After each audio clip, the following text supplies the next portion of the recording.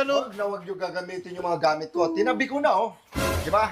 Sabi ko, alika rito. Binalik ko yan dyan, paano nakaraan? Di ba sabi ko, dito. Pag dito, naglagay kayo, ibalik nyo kung saan nyo kinuha. Pinamalik ko naman, eh. Binalik nyo ba kung saan nyo kinuha? Oo, sabi ni mama dyan daw, eh. Sapak-sapakin ko yung mukha mo.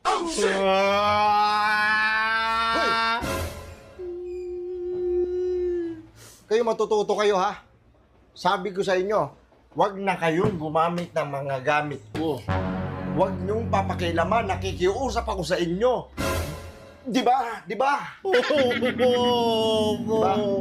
Sinabihan ko kayo, wag niyo na gagamitin itong gamit ko dahil pag ito nawala to, yari kay sa akin. Boy. Yung nakaraan, yung baby oil mo, nasanggi ko lang naman yun, eh. Natumba lang, nawala na doon sa pwesto, nagalit ka na agad. Lagi ka